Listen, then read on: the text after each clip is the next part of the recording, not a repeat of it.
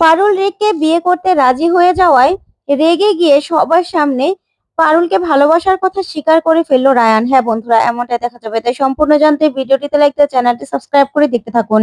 গল্পের শুরুতে দেখা যাবে দাদু পারুল আর রায়ানের সামনে কাঁদতে থাকে আর বলে, আমাদের স্বর্ণময়ী জুয়েলার্স এর অনেক টাকা, অনেক কোটি কোটি টাকা লস হয়ে গেছে।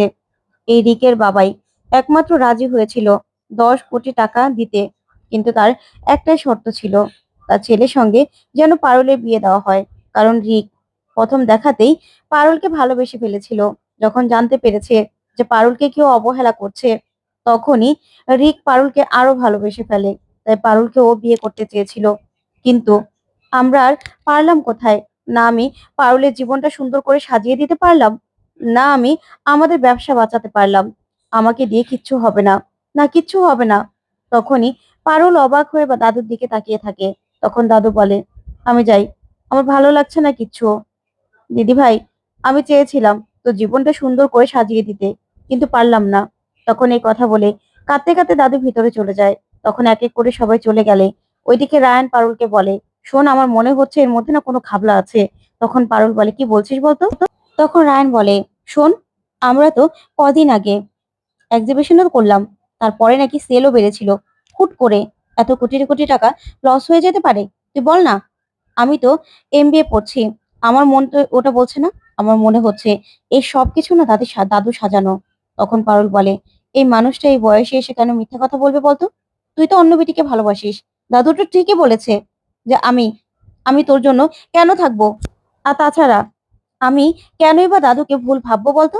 তখন রায়ান বলে, দেখ পারুল, দাদুর ট্র্যাপে একদম পা দিবি না।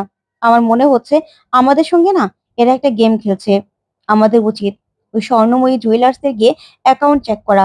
চেক করলে না একদম দেখবি সব একদম সত্যিটা বেরিয়ে আসবে। তখনই পারুল বলে, না, আমি তোর কোনো কথা বিশ্বাস করি না। তখন রায়ান বলে, শোন, আমি তোকে বলছি, এরকম ভাবে হুট করে এত কোটি কোটি টাকা লস হয়ে যাওয়া সম্ভব নয়। আর কাকেই বা ইনভেস্টর হিসেবে খুঁজে পেলো ওই রিকের বাবাকে? না না, আমার মনে হচ্ছে এর মধ্যে কোনো না কোনো কিন্তু আছে। তখনই সব কথা মৈনাক এসে শুনে ফেলে। যে তখন পারুল বলতে থাকে, আচ্ছা ঠিক আছে, তোর যখন সন্দেহ হয়েছে, তাহলে রাতে গিয়ে না হয় আমরা স্বর্ণময়ী জুয়েলার্স এর অ্যাকাউন্টে চেক করে নেব। তখনই মৈনাক সব কথা শুনেই সেখান থেকে চলে যায়, আর হাতে থাকা আইসক্রিমের বাটিটাও সেখানে পড়ে থাকে। তখন রায়ান আর পারুল বলে, কিসের শব্দ হলো? তখন রায়ান গিয়ে দেখে আইসক্রিমের বাটি, আর বলে, এতগুলো আইসক্রিম এত রাতে শুধুমাত্র দাদাই খেতে পারে। তার মানে দেখেছিস আমাদের উপর নজর রাখছে। আমি তোকে বলছি পারুল, কোনো একটা ঘাবলা আছে। ওইদিকে দাদুকে গিয়ে মৈনাক সবকিছু বলে দেয়।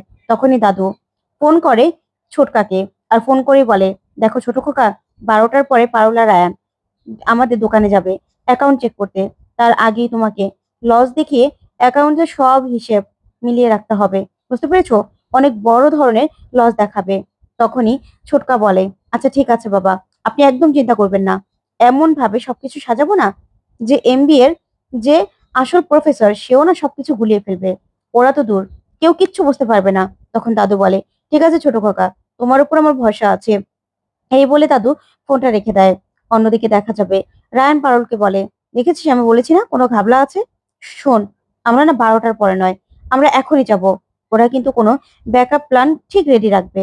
তখনই পারুল বলে, এখনই? তখন রায়ান বলে, হ্যাঁ চল এখনই। এই বলেই তখনই ডাকতে থাকে নারুকে। তখন নারু আসলে রায়ান বলে, দোকানের চাবি কোথায়? তখন নারু বলে, আমার কাছেই। তখন রায়ান নারু থেকে চাবিটা নিয়ে নেয়। ওইদিকে দাদু সঙ্গে সঙ্গে ঠাম্মিদের আর ঠাম্মি আর রুকুকে বলে, তোমরা গিয়ে ওদেরকে আটকাও, 12টা পর্যন্ত যে করে হোক ওদেরকে এখানে আটকে রাখতেই হবে। তখনই রুকু আর ঠাম্মি আসে। ওইদিকে মৈনাক আর অনিরুদ্ধ রায়ান আর পারুলকে আটকানোর চেষ্টা করে, কিন্তু রায়ান কিছুতেই মৈনাকের কোনো কথা শুনে না। তখন ঠাম্মি বলে, দাদু ভাই, তোমার জন্য আমি গাজরের হালুয়া বানিয়ে নিয়ে এসেছি, খাবে না? তখন রায়ান বলে, না ঠাম্মি, এসে খাবো। তখনই রুকু পড়ে গিয়ে ব্যথা পাওয়ার নাটক করে, কিন্তু তাতেও কোনো কাজ হয় না। রায়ান পারুলকে নিয়ে জোর জবরদস্তি সেখান থেকে বেরিয়ে চলে যায়। তখনই নারু রায়ানের মোটর সাইকেলের টায়ার পাঞ্চার করে দেয়। তখন রায়ান বলে, আমাদের আটকাতে এত কিছু, তার মানে তো এখানে কোনো ঘাবলা আছেই। চল পারুল, আমরা আজকে অটো দিয়ে যাব। এই বলে পারুলকে নিয়ে চলে গেলে ওইদিকে নারু দাদুকে এসে বলে দেয়। তখনই দেখা যাবে বারবার করে সবাই মিলে ফোন করতে থাকে ছোটকাকে, কিন্তু ছোটকা কিছুতেই ফোন ধরে না। ওইদিকে রায়ান আর পারুল হেঁটে হেঁটে দোকানে চলে যায়। তখনই ছোটকা কারো পায়ের শব্দ পেয়েই বলে, কি ব্যাপার, পায়ের শব্দ মনে হচ্ছে। কে এসেছে? রায়ান, পারুল? ওদের তো এখন আসার কথা না। তখন আড়াল থেকে দেখতে পায় রায়ান আর পারুল। তখন ছোটকা বলে, কি করব আমি? তখনই ছোটকা টেবিলের নিচে লুকিয়ে পড়ে। ওইদিকে রায়ান আর পারুল ভিতরে গিয়ে অ্যাকাউন্ট চেক করে। সবকিছু দেখে যে না, অনেক বড় লস হয়ে গেছে। তখনই পারুল বলে, দেখেছিস, দাদুকে তোর জন্য আমি অবিশ্বাস করেছি। এই বুড়ো বয়সে লোকটা কেন আমাদের কাছে মিথ্যে কথা বলবে? দেখ, হঠাৎ করেই তো লস শুরু হয়েছিল। আর তাছাড়া তখনও তো লসই চলছিল। যখন আমরা চাকরিটা ছেড়ে আসলাম, তারপরে তো দাদু আমাদের পাশে দাঁড়িয়েছিল, তাই না? আর আমরা কিনা দাদুকে অবিশ্বাস করলাম। না না, এসব কিছু তোর জন্য হয়েছে। ওদিকে দেখা যাবে ছোটকা বসে বসে সবটা শুনতে থাকে আর মশার কামড় খেতে থাকে। তারপরে দেখা যাবে পারুল বলে, সব তোর জন্য হয়েছে। তখন রায়ান বলে, আমার জন্য হয়েছে নাকি এখন রিককে পছন্দ হয়েছে? তখন পারুল বলে, হলে কি, তোর কি? হ্যাঁ, তুই তো অন্য বেটিকে ভালোবাসিস। তখন রায়ান বলে, শোন, ওই রিককে বিয়ে করার কথা একদম ভাববি না। তাহলে কিন্তু ওকে তো মেরে পুঁতে দেবই, তোর চোখ দুটো উঠিয়ে ফেলবো।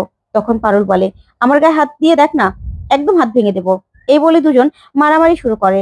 তখনই দেখা যাবে ছোটকা মনে মনে বলে, মারামারি কর বেশি করে, এই সুযোগে আমি বেরিয়ে যাই। এ বলে বেরোতে গেলে হঠাৎ করে ফুলের টপটা পড়ে যায়। তারপরে দেখা যাবে রায়ান আর পারুল বলে, ওখানে কে? তখন দেখা যাবে ছোটকা দোকানের সুইচটা অফ করে লাইটের সেখান থেকে চুপি চুপি বেরিয়ে যায় মিউ মিউ বলতে বলতে। তখনই রায়ান আর পারুল একজন আরেকজনের উপরে পড়ে যায় আর দুজন দুজনকে জড়িয়ে ধরে দুজন দুজনের দিকে তাকিয়ে থাকে। তারপরে পারুল হঠাৎ করে উঠে বলে, শোন, আমার কানে একদম হাত দিবি না। আর আমি কি করব না করব সেটা আমি বুঝবো। শুধু শুধু দাদুকে আমরা ভুল বুঝেছি। আমি তোর জন্য ভুল বুঝে দাদুর এত বড় বিপদ থেকে উদ্ধার করার রাস্তা পেয়েও না আমি উদ্ধার করিনি। না, কিছু একটা আমাকে করতে হবে। তখন এই বলেই পারুল বেরিয়ে গেলে রায়ান বলে, জন্তুটা আবার বিয়েতে রাজি হয়ে যাবে না তো? না না, আমাকে যেতেই হবে। এই বলে পারুলকে নিয়ে বাড়ি যায়। তখন বাড়ি গিয়ে লাইটটা অন করলেই দাদু আবারও নাটক শুরু করে দেয় আর বলে, সুরমা, লাইটটা অফ করো, আমার না লাইটের আলো দেখতে পাচ্ছি না। তখনই পারুল আসে আর এসে বলে, দাদু। তখন দাদু বলে, কি ব্যাপার, দোকানে গিয়েছিলে তাই তো? অ্যাকাউন্টস দেখেছো? এবার বিশ্বাস হয়েছে? তখন নাড়ু বলে, তোমরা কি ভেবেছিলে তোমরা আমার থেকে চাবি নেবে আর আমি দাদুকে কিছু বলবো না? তখন রায়ন চুপ করে দাঁড়িয়ে থাকে। ওদিকে পারুল বলে, সরি দাদু, আমি বুঝতে পারিনি। তখন দাদু বলে, দিদি ভাই, তুইও কিনা শেষ পর্যন্ত আমাকে অবিশ্বাস করলি, আমার নাতির মতো। আমি তোকে কতটা ভালোবাসি বল। তোকে আমি এবারই বউ করে এনেছিলাম, কিন্তু তোকে আমি যোগ্য সম্মানটুকু আজ পর্যন্ত দিতে পারিনি। তার জন্যই আমি রিকের সঙ্গে তোর বিয়ে দিতে চেয়েছিলাম, কারণ রিক তো অন্তত তোকে ভালোবাসে, সবার সামনে বলেছে যে তোকে ভালোবাসে। তাহলে তুই সেটাও বুঝলি না, আর আমাদের ব্যবসাটাও বেঁচে যেত। কিন্তু এই বয়সে সেটা তো আর সম্ভব নয়। তখন রায়ন বলে, দেখো দাদু, তুমি পারুলকে এইভাবে জোর করে বিয়ে দিতে পারো না। আমার সঙ্গে ওর এখনো ডিভোর্স হয়নি, আর তুমি আমার বউকে বিয়ে দিতে দেবে মানে? তোমাদের ব্যবসার জন্য পারুলকে কেন বলি হতে হবে?